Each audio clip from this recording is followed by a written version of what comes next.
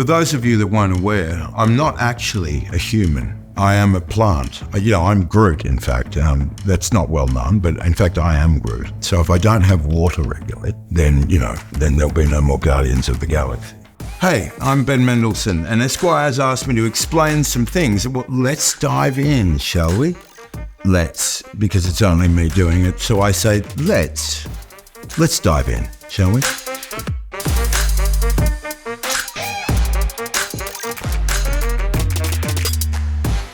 Bloodline star Ben Mendelsohn tells why he's offered to have his teeth pulled for a role. Please explain. It's quite simple, really. In the description of the character, as it appeared in Place Beyond the Pines, it said he was an ex-prison guy with no teeth. And I have a few teeth that are, not real. So I thought, well, why don't we just rip them out? We can pluck them back in later. That's what happened. How long did you spend in the makeup chair playing Talos? What did you do to pass the time? When we were doing the Talos makeup, it was about 2.5 hours to 4 hours to put it on and about an hour and a half to take it off. And the time just goes. They have two guys. One would work on one side, one would work on the other. And they were really good guys. So it was pretty easy, actually. What do I think makes Steven Spielberg unique from other directors you have worked with? His knowledge of film is so deep, particularly American film. He is really, really into the sort of 40s, 50s period of filmmaking. There's one thing about films back in those days. They were incredibly clear. You could really understand them. You can really understand Steven's films, like they're clear. There's not a muddiness to them. But he's just got this genius for cinema. You can see it, and he just does it as he goes. And that's just like, the most surreal moment of filming Star Wars was when you see Darth, and being around Darth it's a thing. It's a thing. We actually shot an additional scene with Darth, which may or may not be available to view at some stage. Then we shot the big one where he says, "Be careful of your aspirations," as he's choking me. Dirty little doggy. What's the one thing you learned about Christian Dior that surprised you? I suppose the thing I learned about him was the degree to which he was quite an anxious person. He was very, very concerned to try and get as much information or clarity or something to grab onto as he was going through this journey. Ben Mendelsohn really wants you to play Last of Us. No, I don't want you to play Last of Us. You see this misinformation and this, I almost feel like I'm a political candidate. I might run.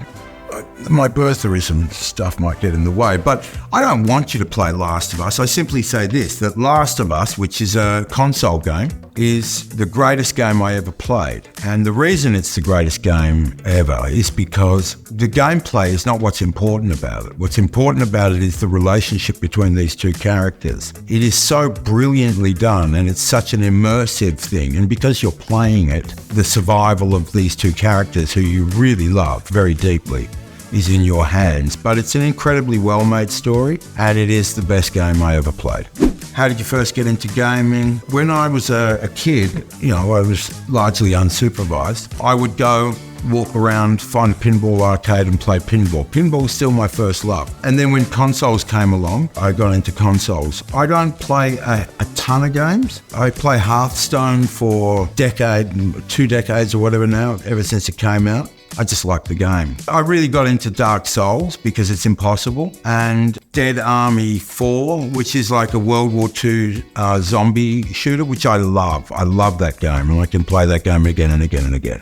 So yes, I did work with Mr. Dior on Killer Elite, although I didn't have any scenes with him. So I said, I'll do the job, but you have to let me be a hairdresser so that when he comes in, I can just be a hairdresser that day. And they said sure, and then I decided against it. There's a secret iron rule with idols, and that is to understand that they've already given you the best you're ever going to get from them, and he's already given that to us all. And I went, I shan't actually. I shan't be a hairdresser. So we did the film, and I'm sure you've all seen it.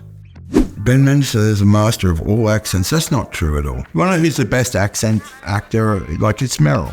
Meryl is the great when it comes to accent, and I bow down. I think the key to mastering an accent is the knowledge that if you don't master it, you must go home. You are the weakest link, you must leave. But the key to it is find out sort of where it kind of lives, and to pick one person and try and do them as best you can. What's the hardest accent you've ever done? There was an Irish accent I did on a film called Quigley Down Under. Now that was pretty hard. That was a Northern Irish accent, and I botched it completely. Like it's just a dog's breakfast. So that was in my own country. But if you're in America or in England, then you either attempt to do the accent or go home, basically. And one doesn't wish to go home. The party's still going.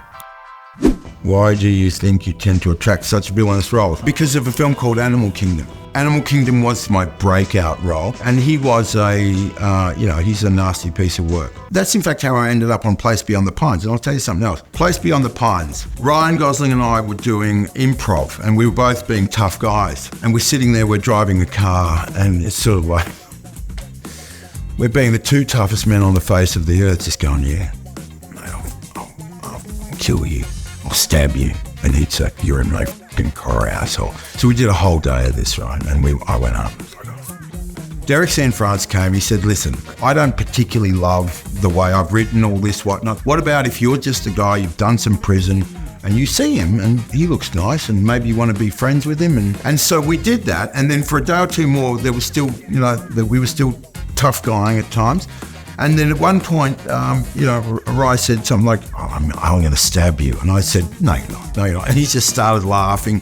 And then that film cracked open, and we had this just magical kind of beautiful time. And that's the first third of that film. And that really was one of the best times ever. Bloodline gained a large following over the years. What do you think it made so special? Well, I'll tell you, it's Todd and Glenn Kessler and Daniel Zellman, and they are amazing writers. Now, here's the one thing that Todd Kessler told me when I started asking him, things about themes and stuff like that. He said, we're just trying to entertain. That's all we're trying to do. I think I really understood something that I hadn't in a very clear way. From Bloodline on, I didn't care about anything except the audience. My whole focus switched. And it was just like, oh, of course we are. Of course that's all we're doing. So at that time, then I really just started to focus on what was hopefully going to reach the audience. Has playing a fashion icon had any influence on my personal style? It's emerging. Fashion plays such a huge role in our world, and it's not there for nothing. You know what I mean? There's a vitality to it, and there's a relevance to it. Even when it's stupid and irrelevant, it's still doing something, and I think opening the door to that was really a cool spot to go. Thanks for watching. Thanks for watching. Thanks for watching. Thanks for watching.